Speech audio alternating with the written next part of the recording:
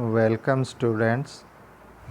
आज हम अपनी नेक्स्ट वीडियो लेके आए हैं क्लास 11 सब्जेक्ट फिजिक्स। यूनिट हमारी सेकंड है काइनेमेटिक्स। तो आज हम काइनेमेटिक्स को शुरू कर रहे हैं। काफ़ी इम्पोर्टेंट यूनिट है स्टूडेंट्स। मोशन के बारे में हम इसके अंदर कम्प्लीटली स्टडी करते हैं, तो आप इसको साथ के साथ करें। कोई भी आपकी प्रॉब्लम आती है तो वो साथ के साथ ही पूछते रहें। तो आइए हम शुरू करते हैं अपनी नेक्स्ट यूनिट काइनेमेटिक्स। तो देखिए, काइनेमेटिक्स के अंदर स्टूडेंट सबसे पहले हम इंट्रोडक्शन के बारे में बात करेंगे। The concept of motion is too common. देखो, जो मोशन का जो कंसेप्ट आप लोगों ने जो 9th में पढ़ा है, ठीक है, मोशन जो चैप्टर पढ़ा है, तो बिल्कुल वही टर्म्स आपके सामने आएंगी। इसमें थोड़ा सा एक्सटेंड किया गया है। मतलब 9th में जो आपने फिजिक्स पढ़ी है, बिल्कुल वो इसके अंदर आएंगे, मोशन से रिलेटेड टर्म्स, लेकिन इसमें थोड़ा सा हमने इसको एक्सटेंड कर दिया है। तो देखो, मोशन है एक, आपको पता है, कॉमन टर्म है। ठीक, हम अपने चारों तरफ जो भी घटनाएं हो रही हैं, जैसे बाइक चल रही है, कार चल रही है, ट्रेन है, एरोप्लेन है, तो या हम चल रहे हैं, तो उससे हम बता देते हैं कि भाई ये मोशन में है।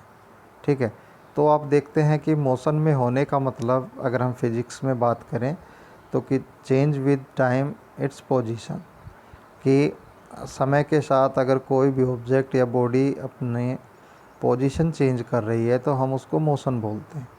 ठीक है, तो इस यूनिट में हम स्टडी करेंगे डिस्टेंस क्या होता है, डिस्प्लेसमेंट क्या होता है, ठीक है, स्पीड और वेलोसिटी क्या होती हैं, यूनिफॉर्म और नॉन यूनिफॉर्म मोशन क्या होता है, रिलेटिव वेलोसिटी क्या होती है।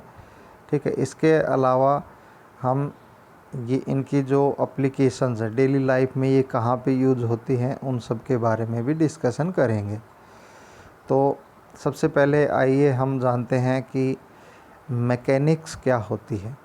तो the branch of physics which deals with the study of motion of material object is called mechanics. ठीक है, तो मैकेनिक्स फिजिक्स की वो ब्रांच होती है जिसके अंदर हम स्टडी करते हैं किसी भी मटेरियल ऑब्जेक्ट का मोशन, कि कोई भी मटेरियल ऑब्जेक्ट है वो मूव कर रहा है, मोशन कर रहा है, तो उसकी स्पीड क्या है, वेलोसिटी क्या है, या उसका डिस्टेंस, डिस्प्लेसमेंट क्या, एक्सीलेशन क्या है। तो ये जो हम स्टडी करेंगे उसको हम मैकेनिक्स बोलते हैं। फिजिक्स की ये ब्रांच है। अब mechanics can be broadly classify into following branches. अब जो मैकेनिक्स है उसको हम निम्नलिखित ब्रांचेज में डिवाइड कर लेते हैं। तो उसकी पहली ब्रांच है स्टैटिक्स। तो it is a branch of mechanics which deals with the study of material object at rest. तो देखिए, स्टैटिक्स मैकेनिक्स की वो ब्रांच है जिसके अंदर हम मटेरियल ऑब्जेक्ट को स्टडी करेंगे जब वो रेस्ट में होता है। उसके बाद हम बात कर लेते हैं काइनेमेटिक्स। तो kinematic it is the branch of mechanics which deal with the study of motion of material object without taking into account the factor which cause motion. तो काइनेमेटिक्स से ये मैकेनिक्स की ब्रांच होती है जिसके अंदर हम मटेरियल ऑब्जेक्ट के मोशन को स्टडी करते हैं। ठीक है, लेकिन इसमें हम क्या करेंगे, without taking into account of factor which cause motion.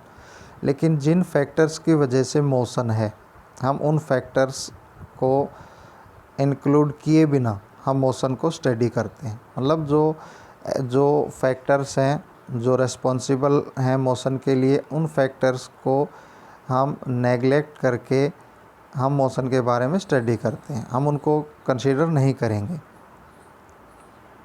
और जो डायनामिक्स है, इसके अंदर स्टूडेंट हो जाएगा कि ये मैकेनिक्स की वो ब्रांच है जिसके अंदर हम ऑब्जेक्ट का मोशन स्टडी करेंगे और उन फैक्टर्स को इंक्लूड करेंगे जिनकी वजह से मोशन है। ठीक है, तो ये फैक्टर हैं, काफ़ी इम्पोर्टेंट रोल प्ले करते हैं। ठीक है, जैसे कि मान लीजिए मोशन है वो फोर्स की वजह से है, तो हम इसको फोर्स को इसके अंदर इंक्लूड करेंगे। ठीक, तो इस प्रकार से काइनेमेटिक्स और डायनामिक्स में ये डिफरेंस है काइनेमेटिक्स में हम जो मोशन के काजेज फैक्टर्स हैं उनको इंक्लूड नहीं करेंगे, जबकि डायनेमिक्स में उनको इंक्लूड करते हैं। उसके बाद बात कर लेते हैं स्टूडेंट्स ऑब्जेक्ट इन मोशन। ये आपने बिल्कुल 9th में पढ़ा था, एज इट इज़ है। रेस्ट का मतलब है अगर ऑब्जेक्ट है वो अपनी पोजीशन चेंज नहीं कर रहा है टाइम के साथ with respect to its surrounding, means rest में है। मोशन में an object is said to motion if it change its position with time with respect to its surroundings. ठीक है, ये आपने 9th में पढ़ा था। Rest and motion are relative, ये भी 9th में बिल्कुल एज इट इज़ था, तो आपने वहाँ पढ़ लिया था कि रेस्ट और मोशन है ये रिलेटिव टर्म्स होती हैं। कोई व्यक्ति एक व्यक्ति के रेस्पेक्ट में अगर रेस्ट में है तो ज़रूरी नहीं है कि वो दूसरे के रेस्पेक्ट में रेस्ट में हो। ठीक है, उसमें हमने ट्रेन वाला एग्जाम्पल लिया था, इसमें भी वही दिया गया है, तो इसको आप पढ़ लेना। उसके बाद स्टूडेंट्स आता है types of motion of a body. जो बॉडी होती हैं उनका मोशन कितने प्रकार का होता है। तो mainly the motion of the body can be of following 3 types. पहला होता है रेक्टिलिनियर और ट्रांसलेटरी मोशन।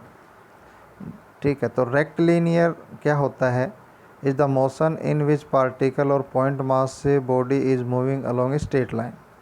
ठीक है, अगर मान लीजिए कोई पॉइंट मास बॉडी है या कोई पार्टिकल है, पॉइंट मास बॉडी होती है जब कोई बॉडी है, ठीक है, और उसका डिस्टेंस बहुत ज़्यादा है तो हम उसको पॉइंट मास बॉडी कंसीडर करते हैं, लाइक ए पॉइंट।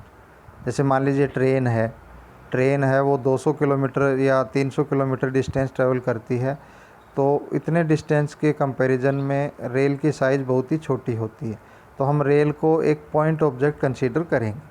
ठीक है, when a object travel greater distance to their size then it will be considered as a point mass body. ठीक है, तो जो बिल्कुल मान लीजिए पॉइंट मास बॉडी या पार्टिकल सीधे चला जा रहा है तो उस प्रकार का मोशन रेक्टिलिनियर होता है। अगर हम बात कर ले ट्रांसलेटरी, तो it is the motion in which body which not a point mass body is moving such that all it constitute particle move simultaneously along parallel straight line and all it constitute particle shift through equal distance equal intervals of time. देखो, translatory motion के अंदर कोई भी body है, ठीक है, हम उसको पॉइंट मास बॉडी न माने। ठीक है, मान लीजिए ये कोई बॉडी है, रिजिड बॉडी, ये बहुत सारे पार्टिकल से मिलकर बनी हुई है, तो ये सारे पार्टिकल पैरेलली ऐसे, ठीक है, एक साथ मूव करेंगे जब ये बॉडी मूव करेगी। ठीक, तो ये पार्टिकल हैं और ये पार्टिकल जहाँ अपनी रेस्पेक्टिव पोजीशन पे हैं वहाँ से इक्वल डिस्टेंस ट्रेवल करेंगे इक्वल इंटरवल्स ऑफ टाइम में। तो ये भी हम आपको जब रिजिड बॉडी, देखिए पॉइंट मास बॉडी होती है लाइक ए पॉइंट, अब ये पॉइंट मूव कर रहा है, ठीक है, और रिजिड बॉडी में बहुत सारे पॉइंट्स होते हैं, बहुत सारे कॉन्स्टिट्यूट पार्टिकल्स होते हैं, तो सभी पार्टिकल हैं वो इक्वल डिस्टेंस ट्रेवल करते हैं इक्वल इंटरवल्स ऑफ टाइम में जब रिजिड बॉडी है मूव करती है। तो जो रिजिड बॉडी का जो मोशन होता है स्ट्रेट लाइन, उसको हम ट्रांसलेटरी मोशन बोलते हैं। उसके बाद सर्कुलर और रोटेटरी मोशन। तो सर्कुलर मोशन आपको पता है कि कोई भी पॉइंट मास बॉडी या पार्टिकल है सर्कल में मूव कर रहा है, सर्कुलर पाथ में मूव कर रहा है, तो सर्कुलर मोशन होता है। ठीक है, और अगर कोई हमारी रिजिड बॉडी है, it will be made up of number of particles. ठीक है, तो वो whose centralize on a line called axis of rotation and shift through the equal. देखिए, ये मैं आपको बता ही देता हूँ।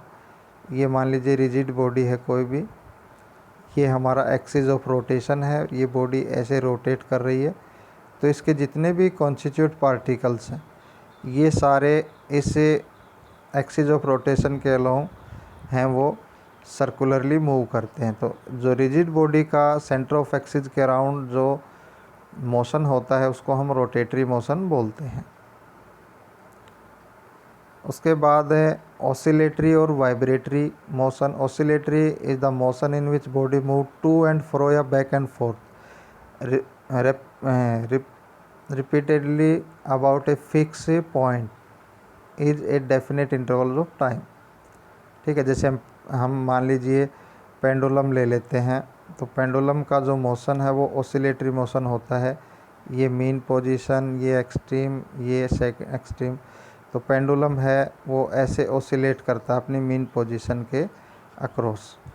तो एक डेफिनेट पोजीशन के अक्रॉस जो टू एंड फ्रो या बैक एंड फोर्थ जो मोशन होता है उसको हम ओसिलेटरी मोशन बोलते हैं, और जो रैपिड टू एंड फ्रो या बैक एंड फोर्थ मोशन होता है उसको हम वाइब्रेटरी बोलते हैं, लाइक दिस।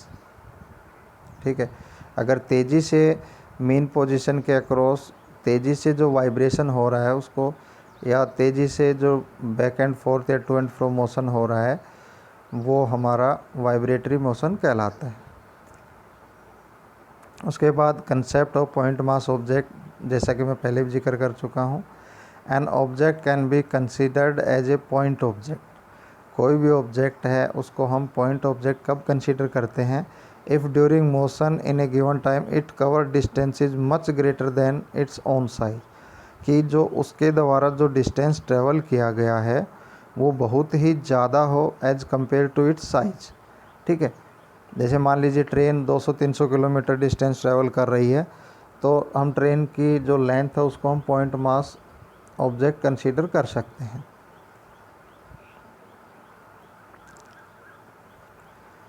उसके बाद स्टूडेंट्स हमारा आता है फ्रेम ऑफ रेफरेंस। ठीक है, फ्रेम ऑफ रेफरेंस क्या होती है? देखिए, हमारा एक 3 कोऑर्डिनेट का सेट होता है, like this, X axis, Y axis, Z axis. ठीक है, कोई भी ऑब्जेक्ट की पोजीशन है, ठीक है, उसको हम, ये हमारा ऑब्जर्वर पॉइंट होता है। तो हम ऐसा मानते हैं कि कोई भी मोशन है, ठीक है, उसको हम डिस्क्राइब कर रहे हैं एक फ़िक्स पोजीशन, वो ओरिजिन हो गया, और ओरिजिन से वो किस डायरेक्शन में मूव कर रहा है तो it will be specify by coordinate, जो हमारे ये एक्सिस हैं एक्स वाई जेड एक्सिस। तो frame of reference in 3 axis का सेट होती है। ठीक है, जहाँ हम इस फ्रेम को रख के हम उससे पार्टिकल के मोशन को स्टडी करते हैं। तो frame of reference is a system of coordinate axis attached to an observer having a clock with him, with respect to which the observer can describe motion, position, displacement, acceleration etc. of a moving object। जैसे कोई भी moving object है, frame of reference, मान लीजिए हम किसी को observe कर रहे हैं, किसी के मोशन को, तो हम ऑब्ज़र्वर हैं ऐसा मानते हैं कि हम जहाँ हैं वहाँ 3 एक्सिस हैं हमारे से, हम ओरिजिन पे खड़े हैं घड़ी को लेके। तो हम टाइम के साथ देखेंगे कि object X Y Z axis के अलोंग कितना डिस्प्लेसमेंट कर रहा है, क्या उसका एक्सीलरेशन है, क्या उसका मोशन है।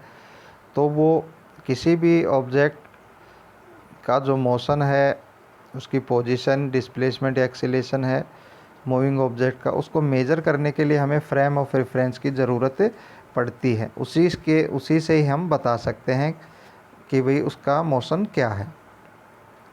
अब inertial frame of reference is one in which Newton first law of motion hold good. एक हमारी होती है इनर्शियल फ्रेम ऑफ रेफरेंस, ठीक है, वो न्यूटन फर्स्ट लॉ जो हमारा मोशन का, वो इसके ऊपर सूटेबल होता है, या फर्स्ट लॉ ऑफ मोशन को अगर ओबे करती है, ठीक है, तो वो हमारी इनर्शियल फ्रेम ऑफ रेफरेंस कहलाती है। Non inertial frame of reference is one in which Newton's first law of motion does not hold good. उसके अंदर न्यूटन फर्स्ट लॉ है वो अप्लीकेबल नहीं होता है। ठीक है, जैसे हम इनर्शियल फ्रेम ऑफ रेफरेंस का एग्जांपल लें, तो frame of reference attach to a person in a bus at rest और in a bus moving with a uniform velocity along a straight line. मान लीजिए कोई व्यक्ति बस में बैठा है, हम उसके मोशन को ऑब्ज़र्व कर रहे हैं फ्रेम ऑफ रेफरेंस की हेल्प से। ठीक है, तो वो बस है वो रेस्ट में है, या बस है वो यूनिफॉर्म वेलोसिटी से मूव कर रही है स्ट्रेट लाइन पाथ, तो ही हम उसके मोशन को मेज़र कर पाते हैं। तो वो हमारी इनर्शियल फ्रेम ऑफ रेफरेंस कहलाएगी। ठीक है, non inertial frame of reference का अगर हम जिक्र कर लें, तो frame of reference attach to a person in a bus moving with variable velocity और moving with acceleration along a straight path. अगर कोई पर्सन है बस में बैठा है और उसकी वेलोसिटी वेरिएबल है, या वो एक्सीलरेशन मोशन के साथ, एक्सीलेटेड मोशन के साथ मूव कर रहा है स्ट्रेट लाइन पाथ, तो जब हम उसके मोशन को ऑब्ज़र्व करेंगे तो वो हमारा non inertial frame of reference कहलाता है। तो ये स्टूडेंट जर्नल बातें हैं, इनका यूज़ होता है जब हम न्यूमेरिकल प्रॉब्लम्स करते हैं। फ्रेम ऑफ रेफरेंस की हेल्प से हम ग्राफ प्लॉट करते हैं, उसी के आधार पे हम वेलोसिटी या एक्सीलरेशन को बता सकते हैं कि यूनिफॉर्म है या नॉन यूनिफॉर्म है। तो ये हमारा जस्ट स्टूडेंट्स इंट्रोडक्शन था, इंट्रोडक्टरी पार्ट था, ठीक है। तो इसके अंदर जितने भी जो डार्क लाइन है डेफिनेशन की फॉर्म में, आप इन सबको कॉपी में साथ के साथ नोट कर लें, ये काफ़ी इम्पोर्टेंट है, ठीक है। ये सारी जो डेफिनेशंस हैं जो डार्क लाइन में हैं, जैसे कि concept of point mass object का है, ऑसिलेटरी और वाइब्रेटरी मोशन का है, ठीक है। और इसी प्रकार से हमारा रेक्टिलिनियर ट्रांसलेटरी मोशन है, सर्कुलर रोटेटरी मोशन है। तो ये डेफिनेशन नोट कर लें, इनको याद कर लें, ठीक है। आपको अगर अंदाज़ा हो जाता है कि भाई हमारा मोशन किस टाइप का है, तो उस हिसाब से ही हम उससे रिलेटेड जो फॉर्मूले हैं वो यूज़ करते हैं, उससे रिलेटेड जो टर्म्स हैं उनको यूज़ करते हैं। तो स्टूडेंट्स, ये आपके लिए काफ़ी इम्पोर्टेंट है। तो आज हमारा इंट्रोडक्टरी पार्ट था, इसलिए मैंने इसको छोटा ही बनाया है वीडियो को। तो आज के लिए स्टूडेंट्स इतना ही। नेक्स्ट वीडियो में हम आगे एक्सटेंड करेंगे अपनी यूनिट को। तो वीडियो को लाइक करें, शेयर करें, और अगर अभी तक आप लोगों ने हमारा चैनल सब्सक्राइब नहीं किया है तो सब्सक्राइब भी कर लें। Thank you.